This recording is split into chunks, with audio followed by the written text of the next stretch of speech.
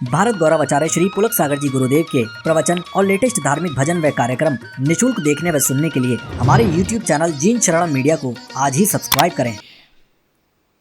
बच्चे ने देखा पोते ने कि बस मजा आ गया, ये हमारा भारत देश है, रिश्वत लेते पकड़े जाओगे और रिश्वत दे के छूट जाओगे। बोले अब मेरा कुछ होने वाला नहीं, पैसा पकड़ा दिया। मालूम है इंस्पेक्टर ने कहा कि दादाजी आप जैसा आदर्शवान व्यक्ति मुझे हाथ में पैसे दे रहा है। बोले क्या सोचते हो आप?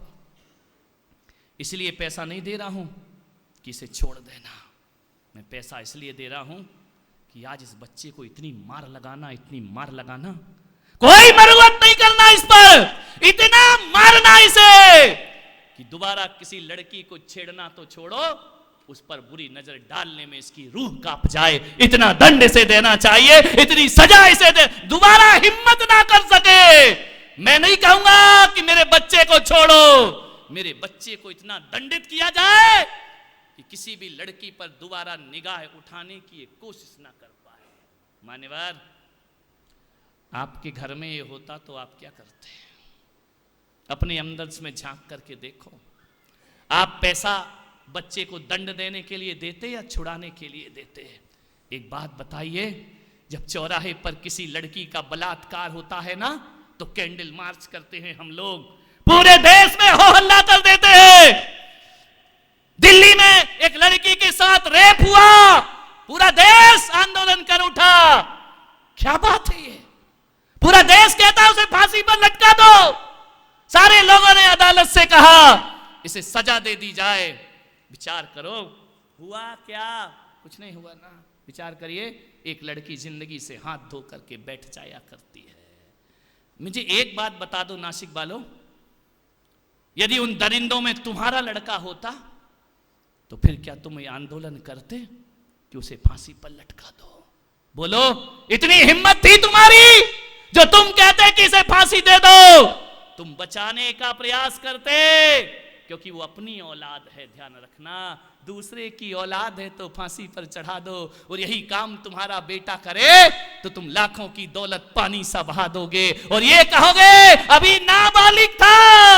मान्यवर ध्यान रखिए, अपना बेटा गलत करे तो नाबालिग है, दूसरे का गलत करे तो फांसी पर चढ़ाओ। मैं आज नासिक में महावीर जयंती के अवसर पर इतना ही आपसे निवेदन करता हूं, बेटा दूसरे का हो या अपना हो, एक बात सोचना कि वो लड़की कोई और की नहीं, यदि अपनी होती तो तुम्हारे दिल पर क्या बीतता, तुम्हारे दिल पर क्या आता। ऐसी दरिंदगी मैं मां बाप से निवेदन कर रहा हूं।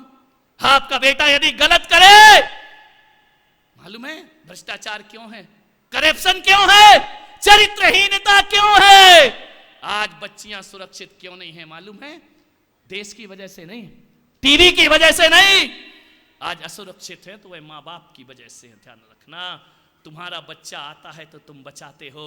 यदि इतने ही ईमानदार हो, वो तुम्हारा बच्चा यदि किसी लड़की के साथ गलत काम करते आए ना, तो घर से हाथ पकड़ के घसीट कर उसे लाओ और चौराहे पर खड़ा करके बोलो कानून बाद में सजा देगा, पहले मैं इस दरिंदे को सजा देता, तब देश में सुधार होगा। देश में सुधार आंदोलन से नहीं हुआ करता है, देश में सुधार बड़े बड़े नारों से नहीं हुआ करता है। आपका बेटा गलत करे, आप पुलिस को सौंपिए, इसे इतना दंड दिया जाए कि किसी और लड़की पर आंख उठाने की हिम्मत ना कर सके।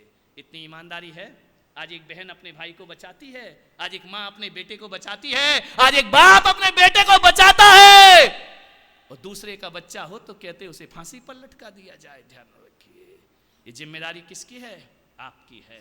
देश सुधारना चाहते हो ना, समाज सुधारना चाहते हो ना, घर में अपराध छिपाते हो, बाहर उजला मुंह दिखाते हो। ध्यान रखना, बाहरी समाज एक कैसा दोहरा जीवन जी रही है, बाहरी समाज एक कैसा दोहरा जीवन जी रही है। मंदिर में पानी छान कर अकेले में शराब पी रही है, बाहरी समाज एक कैसा दोहरा जीवन जी रही। कैसी जिंदगी है हमारी? दूसरों के लिए कानून, दूसरों के लिए दंड व्यवस्था, अपने बच्चे को बचाना नहीं। हर माँ एक कसम खा ले, हर बहन एक कसम खा ले, जब राखी बंधवाए तो ये कसम दे अपने भाई को, ये मत बोले कि मुझे क्या उपहार दिया, उससे कहना कि बेटा मेरे भाई मैं राखी बांध रही हूं, जैसे मैं तेरी बहन वैसे दुनिया की लड़कियां तेरी बहन होना चाहिए। जैसे मेरी इज्जत तू रखेगा वैसे सबकी इज्जत तुझे रखना है। एक बात याद रखना, यदि इन चीजों को नहीं रोका गया तो एक दिन आपकी बेटी भी सड़क पर गुजरेगी, एक दिन आपकी बेटी के साथ भी यही होगा। ध्यान रखिए, अपने बच्चों को अच्छे संस्कार दीजिए। पहले के लोग पंच कैसे होते थे मालूम है? पूरी समाज का फैसला करते थे। पहले के लोग अदालत नहीं जाते थे, पहले के लोग कानून का सहारा नहीं लेते थे। उनका जमीर ही उनका कानून हुआ करता था, उनका चरित्र ही उनका कानून, उनका आदर्श ही उनका कानून होता था। मान्यवर, 5 पंच देखते थे कि इस आदमी ने गलत काम किया है तो उसका सामाजिक बहिष्कार हो जाया करता था। आज सामाजिक बहिष्कार कहाँ होता है? आज समाज से किसी को डर ही नहीं पड़ी है, अध्यक्ष मंत्री से कोई डरता ही नहीं है, समाज से कुछ लेना ही देना नहीं है। आज का युवा कहता है समाज ने हमारे साथ क्या किया जो समाज के लिए करे, हम किसी से नहीं डरते हैं। जब ये शैलियां भारत में आएंगी कि हम किसी से नहीं डरते हैं, भारत का उत्थान होने वाला नहीं है। ध्यान रखना, भारत का विकास होने वाला नहीं है। पहले समाज के पंचों से लोगों को डर लगा करता था। क्यों लगता था? पंचों का भी अपना एक चरित्र होता था, वो दूसरों के घरों के फैसले नहीं करते थे। यदि उनका बच्चा भी गलत कर दे तो पंच कहते थे मैं अपने बच्चे का त्याग करता हूं और आज से इस बच्चे से मेरा कोई संबंध नहीं है। इतनी ताकत तुम लोगों में है? तुम्हारा बच्चा गलत करे तो औलाद का त्याग कर सकते हो, परित्याग कर सकते हो? नहीं, एक ही बेटा है। तेरे को एक बेटा ने तो देश बर्बाद कर दिया है। ध्यान रखना, क्या करे, चरित्र की कीमत होती है जिंदगी में, वह हमारे पास होना चाहिए। गलती कोई भी करे, भगवान ऋषभदेव ने जब देश का संविधान बनाया तो उन्होंने एक ही सूत्र दिया, दंडनीय को दंड और वंदनीय की वंदना करिए, तब जाकर के देश निहाल हुआ करता है। क्या सौंप रहे हम? दूसरों की बुराइयां खुद करते हैं, बच्चों से कराते हैं। चाची कैसी है? वो तेरी बुराई कर रही थी। क्या सिखा रहे हो आप अपने बच्चे को? दादी क्या बोल रही थी? मौसी क्या बोल रही थी? चाचा जी मेरे बारे में क्या बोल रहे थे? अरे तुम्हारी औलाद है या सीआईडी है वो? बेचारा उससे एक एक चीज ले रहे, निकाल रहे हो, क्या सीखेगा तुम्हारा बच्चा? नहीं मेरे भाई, यदि आपने अच्छे संस्कार नहीं दिए ना तो कॉन्वेंट के दड़वे से निकला हुआ बच्चा जब बड़ा होकर के तुम्हारे सामने आएगा ना तो मालूम है तुम्हें एक एल्बम दिखाएगा और कहेगा कि देखो मम्मी, ये कितने सुंदर सुंदर इस देश में वृद्धाश्रम बने हैं, बोलो कौन से वाले में जाना है। ध्यान रखना, जब आप कहोगे कि बेटा मैंने तुझे जन्म दिया है, मैंने 9 महीने तुझे कोख में रखा है, बेटा कहेगा ये पकड़ किराया और आज के बाद धमकियां दिखाने की जरूरत नहीं है। ध्यान रखिए, ये आत्मघाती संस्कार हमने दिए हैं। कहाँ गया वो श्रवण कुमार?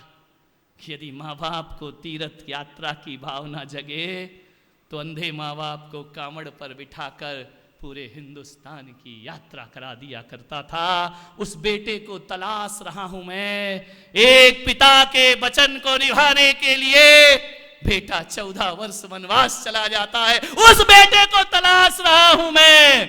नजर नहीं आता है तुम्हारे बीच में, ध्यान रखना।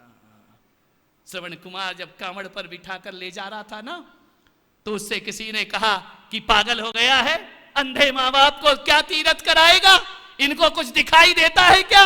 चारों धाम की यात्रा करा रहा है, ये अंधे हैं, ये क्या भगवान के दर्शन करेंगे?